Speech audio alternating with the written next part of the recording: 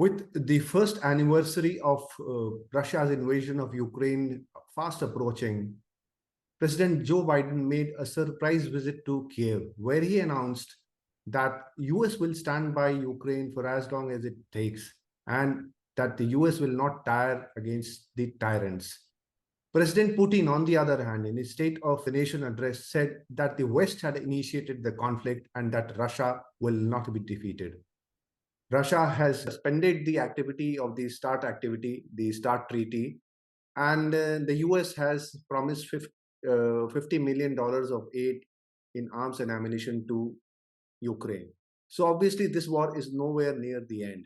In the meanwhile, the Chinese have stepped in with their own peace plan on the one hand, which no one knows, and on the other hand, they could soon be supplying the Russians with arms and ammunition. So these are interesting times for people around the world. And to discuss all this, we have with us Shri Kanwal Sibal, former Foreign Secretary. Welcome to Samvad, sir. Thank you. Thank you. Sir, to start off with, President Putin, in his State of the Nation address, accused the West of starting the war and said that their goal was Russia's strategic defeat. How do you assess this statement, sir? Well, one has to qualify this a little bit. Insofar as the actual invasion of Ukraine is concerned, it can't be said that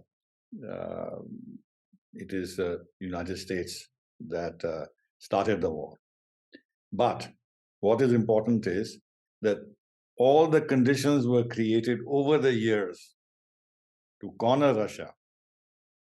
And without heeding that if you went in that direction more and more, you would be leaving Russia no choice but to react militarily.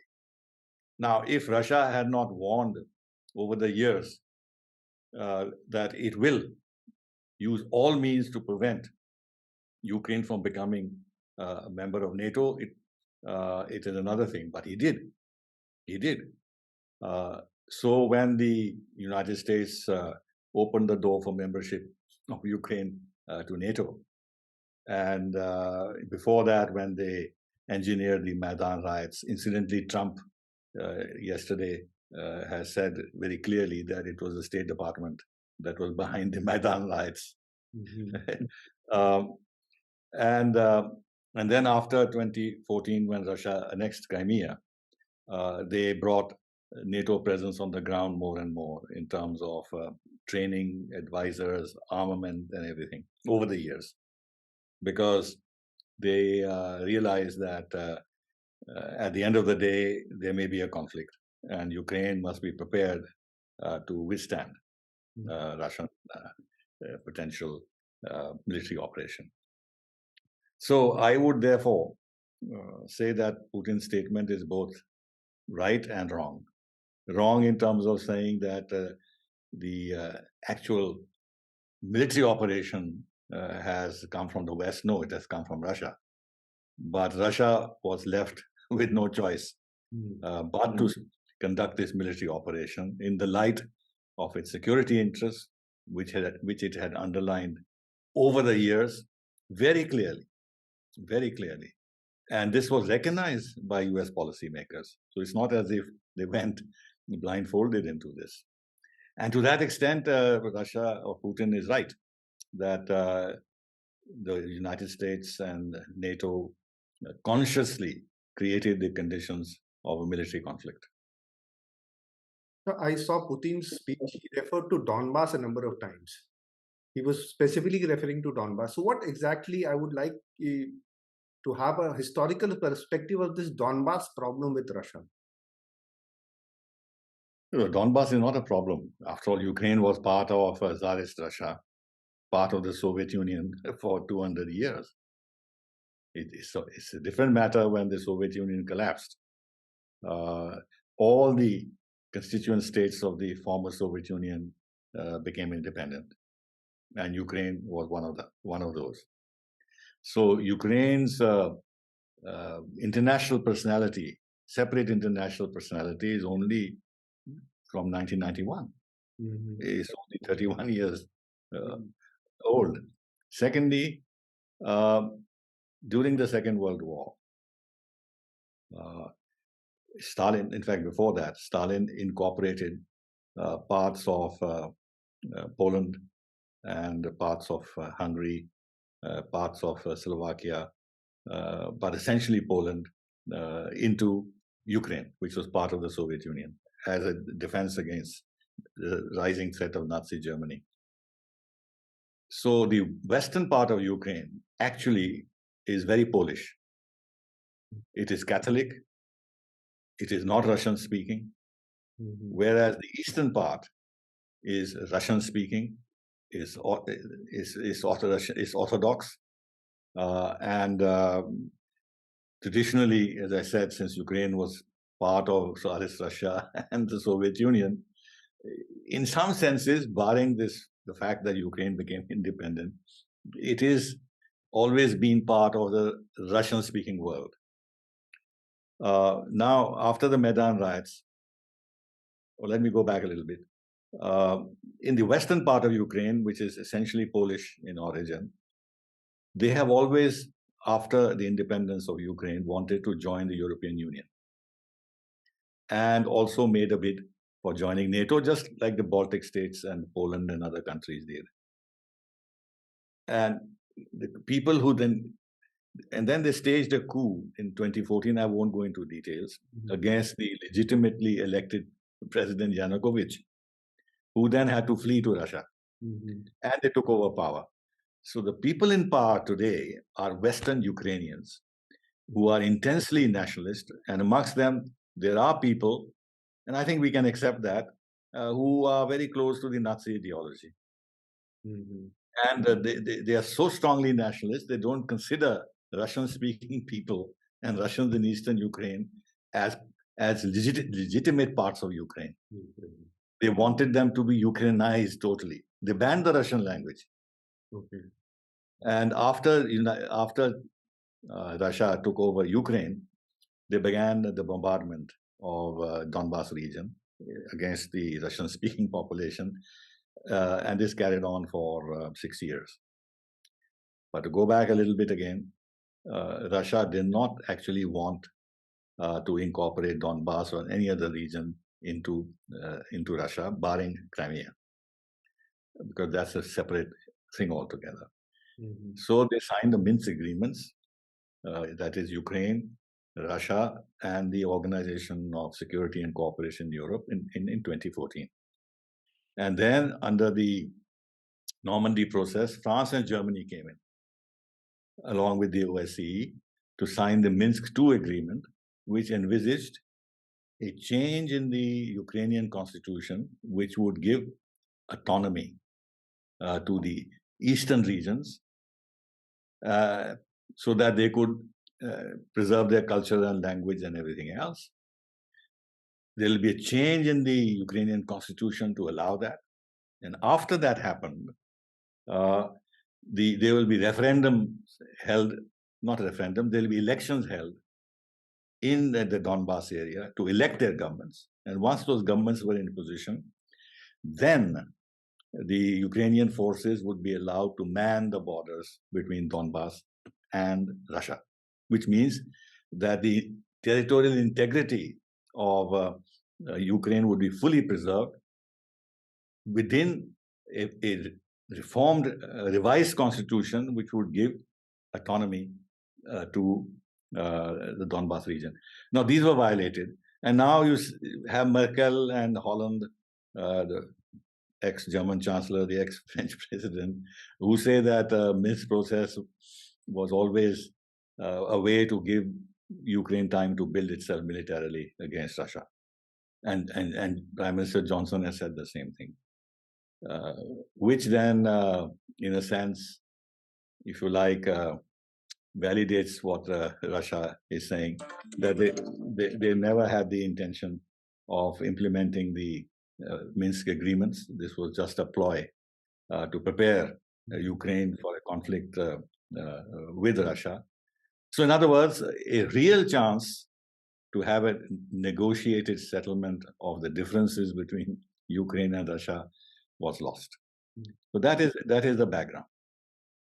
Coming back to the present times, immediately after the State of the Nation address by President Putin, President Biden spoke in Poland, where he warned of hard and bitter days ahead and said that the US and the allies would have Ukraine's back for the long haul. Now, President Biden, this comes after the Kiev visit, where he gave those additional $50 million in arms and ammunition, promised support for as long as it takes. Now, President Putin, on the other hand, says that the West's plan is to grow this local conflict into a international and conflict or global confrontation. Now we see some maximalist positions being taken by both the sides now. I mean, to start off with, it was there, but it's growing harder by the. I don't think. No. Look, I think we have very good relations with the United States and Europe.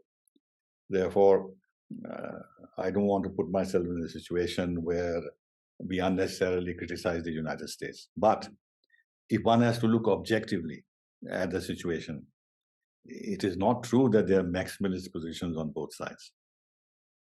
After all, who has Russia attacked? Russia has not attacked a single NATO country. There's no war between Russia and any NATO country. Ukraine is not part of NATO. Russia certainly has invaded Ukraine. But the factors behind this, I explained to you. And it's not the first time that a great power has intervened militarily in another country. It's not a unique situation which needs a unique response, which needs a global effort on every country's part to push back Russia and condemn Russia. After all, the United States and NATO intervened in Iraq, Afghanistan, in Libya, in Syria. So, therefore, countries like India have to take a detached view and not buy the narrative that the West is selling. That is one. The other is that it is now very clearly a proxy war between NATO and Russia, despite the fact that Russia has not violated the sovereignty of any NATO country. The United States has given already over $35 billion of aid, military and financial, to Ukraine, and promised more, about $70 billion in all. Another $500 million when he landed in Kiev. Now, the President of the United States lands up in a war zone.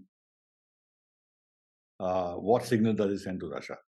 That, yes, it was always a proxy war, but now the proxy war has come totally in the open, where the US president is sending a signal that I am going to support Ukraine against you for as long as it takes. The symbolism of saying this on Ukrainian soil is different from saying this on America's own territory. Indeed. And then he goes to Poland, and Poland is the most hawkish against Russia, and he makes the same kind of speech. So I would say that for Russia, it is a very major security problem. It's almost existential. For NATO, it's not existential because Russia has not and will not attack any NATO country because it knows the consequences. But for US and NATO, it has become, by their own volition, existential, because having gone so far, now to retreat would be a huge setback to President Biden's political position, but more than that, the NATO itself. That if NATO, having raised the bar, raised the ante so high, could not handle the situation, then questions would be asked, why did you do it? And then people in Europe will begin to lose faith in NATO. So they have made it politically existential for them. Whereas it is security-wise existential for Russia, it is politically existential now for NATO and the United States. So clearly, it's you cannot compare the two situations. And therefore, I would not say that in terms of maximalist positions, both are in the same boat. No, I think, unfortunately, the declared position of the West, which is not the position of Russia, that we want to break up Russia, we want to militarily weaken Russia permanently, that we want that there should be an accountability for war trials. Hopefully, there'll be a regime change in Russia. The personal vilification of Putin, murderer, and this and that. Putin doesn't use that language. Yes, generally speaking, against the West, he's very harsh, as in his speech, but he doesn't personalize it. But the West has personalized the entire conflict so much that it is against Putin. So now to the other part, that suspension of participation from the New START treaty. Does this mean that it's the end of the non-proliferation agreements as we know them till now? And what would be the implications if these agreements start to fall apart for countries like India? No, it's let's take it step by step. SALT 1, SALT 2, START 1, START 2, and this New START treaty. These were nuclear arms control agreement between the two nuclear superpowers, the United States and Russia, in order to prevent an arms race, which was going out of hand and becoming extremely expensive. And with so many nuclear weapons, about 40,000 each, to manage, it was a nightmare. So progressively, they reduced it under New START to 1,050, 1,150, something like that. I forget the figures. Warheads on 700 launchers, I think. Anyway, now what Putin has said in his speech is that if your declared goal is to strategically weaken Russia and break up Russia, then it doesn't make any sense for you to come and inspect my nuclear weapons. And if I allow inspections, you would know where exactly these nuclear installations are. And you will give this information to the Ukrainians who have already, with your assistance, targeted our strategic bases. So the conditions are not there for continuing the inspection regime, and therefore he has suspended the treaty and made it clear he's not withdrawing from it. But if you ask me, given the nature of the confrontation that has got built up and the manner in which Biden has gone to Kiev and Warsaw and all the rhetoric around this from both sides, I don't think that there is going to be any coming back to this treaty. It will remain suspended for the foreseeable future. Now, Putin has also said that he will abide by the ceilings placed on nuclear weapons and the missiles and all that will carry them. So that he's not going to breach. But he's also said that according to the information that is available with Russia, the parts of the US nuclear arsenal need replacement because they have become too old, which would then require testing. And he has said in advance that if United States tests, United States test also, but we will not be the first to test. So the implication of all this is that, and then yes, another thing which he said very important, which will be a big hurdle to resume any nuclear disarmament talks. Now, the rest of the world was always said that we will accept the non-proliferation treaty on the basis that you move towards nuclear disarmament. And all this SALT 1, SALT 2, START 1, START 2, New START was part of that assurance, not fully satisfactory because they're not moving towards zero, that yes, we are scaling down and we're reducing the nuclear risk to the international community. Now, if that nuclear disarmament pact between the two collapses, and with China also now raising the strength of its nuclear arsenals, the rest of the world will lose faith in the non-proliferation treaty. So therefore, you may see not only the North Korea, but some others acquiring nuclear ambitions and going in for nuclear weapons. And the capacity then of the United States and Russia to work together to prevent non-proliferation would be impaired.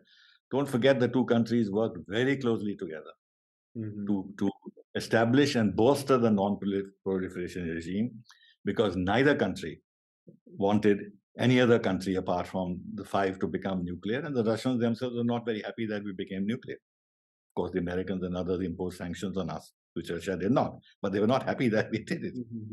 So there it is. We've been seeing these reports of the Chinese on the verge of they might start supplying weapons to the Russians. Now, do you see the Russians are already bogged down in Ukraine militarily? Do you see the possibility if the Chinese also step in with their arms and ammunition? Do you see the possibility of the US getting bogged down? Because we hear reports that their military established industrial complex is not able to supply that much weapons as much as required in Ukraine. So do you see the possibility of US getting bogged down? And what implications would this scenario have for countries like Taiwan and Japan?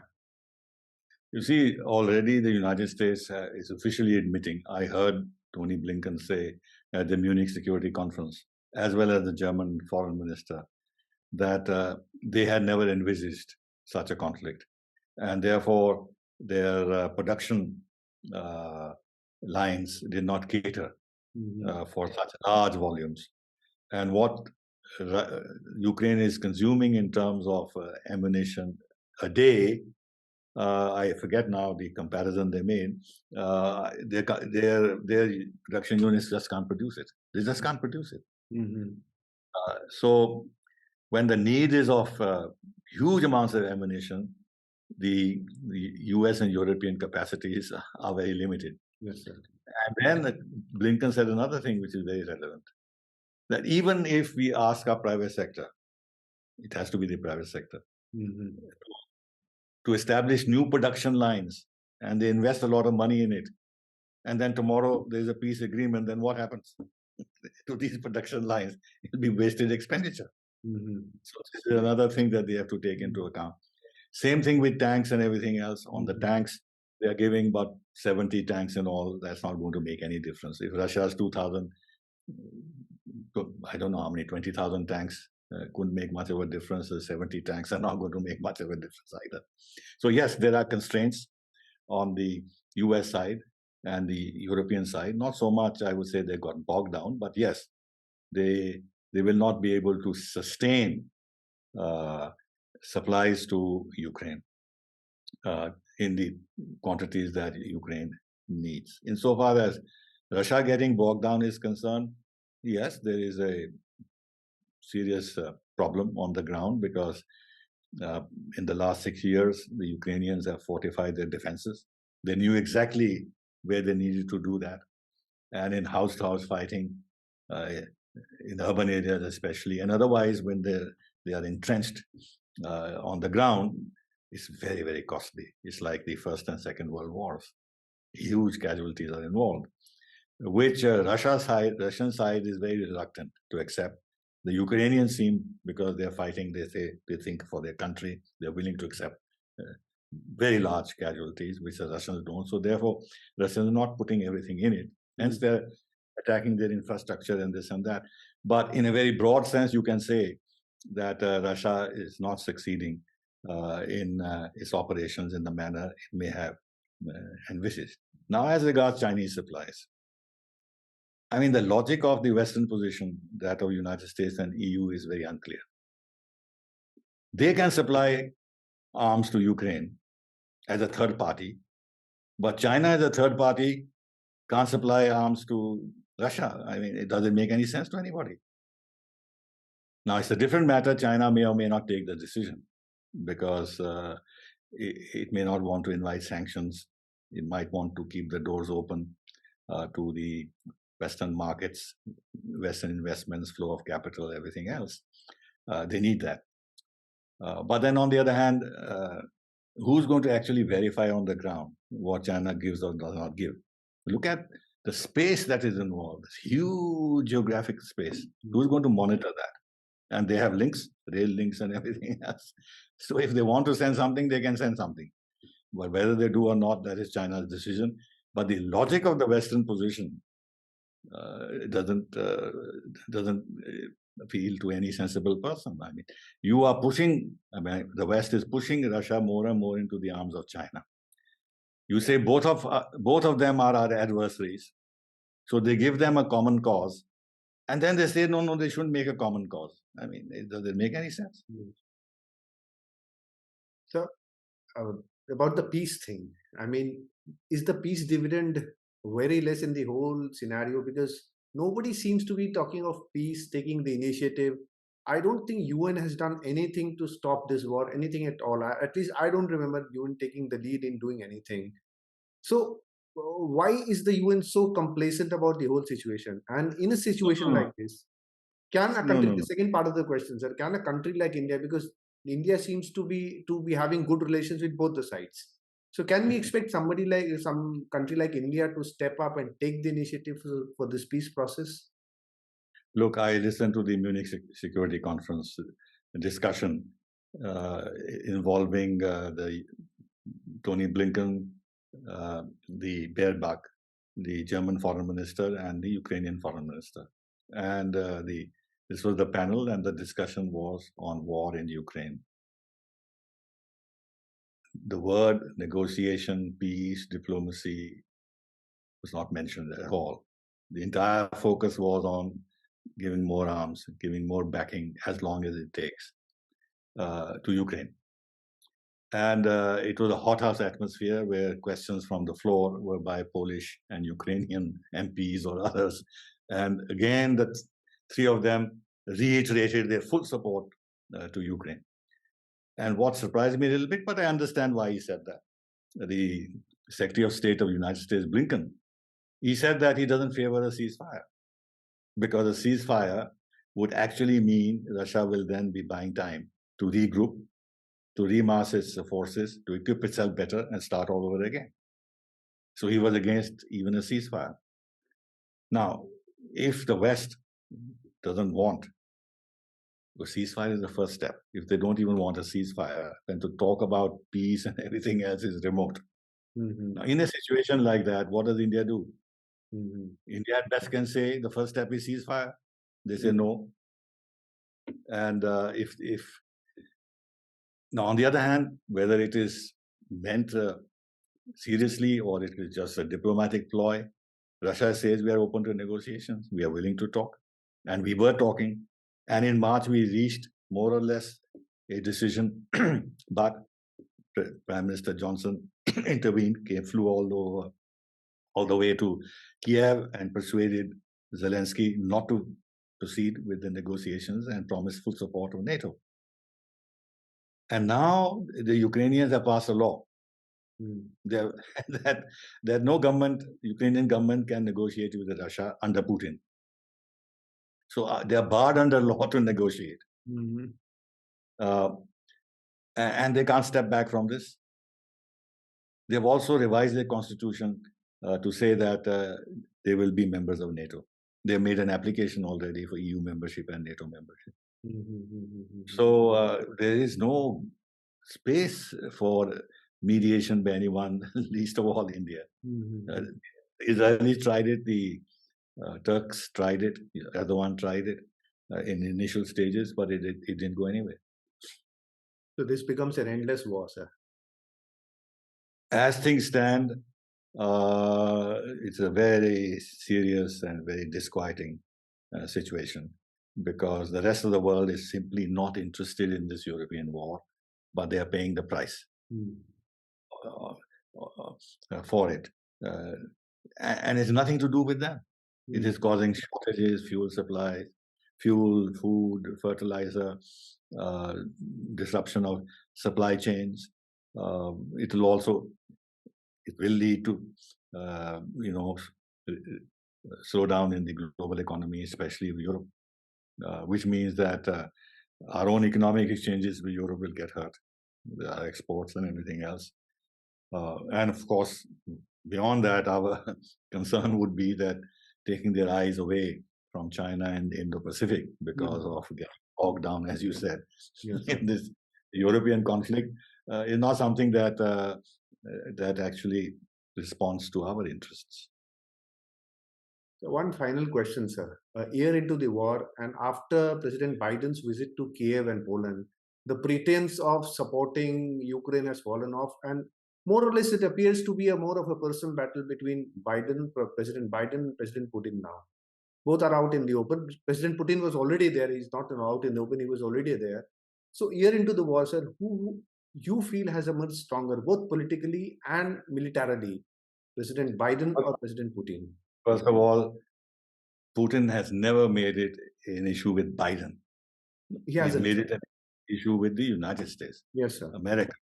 Its imperialism, its hegemony, all that, but never made it personal.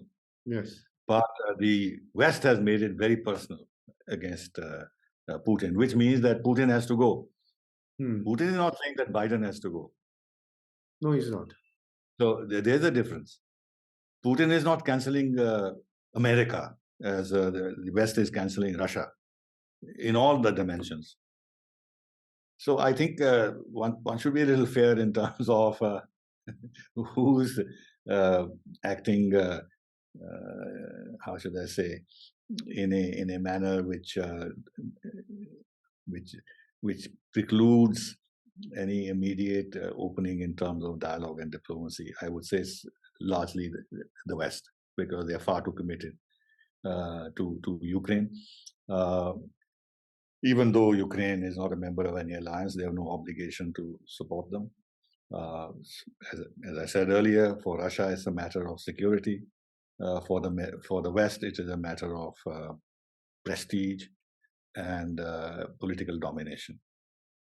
It's not a question of security, certainly. For United States, not at all.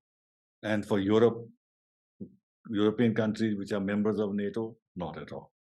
So there is this mismatch. Now, with regard to who is in a better position, who is in a worse position, I think United States is in a better position, no doubt, because they're far away, 10,000 miles or kilometers, 10,000 kilometers away from the scene of conflict. They got two oceans which are protecting them. Their economy is not suffering.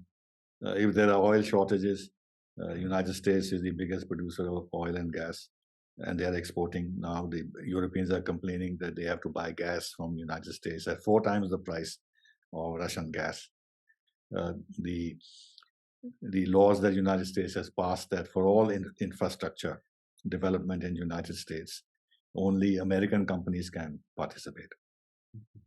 And Europe has reacted, or at least France has reacted very strongly, because they are saying that this is knocks out. This is unfair. You are subsidizing your own companies, and therefore Europe must do the same to protect their own industry.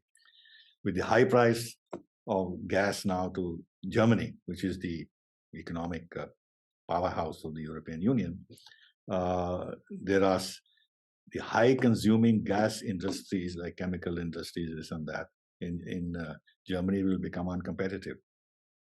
And many of them will shift to the United States to take benefit from subsidies that the Americans are giving. So there is talk, one has to see how deep and serious this would be, of a potential deindustrialization of Germany. So Europe is suffering. And Russia, of course, is suffering.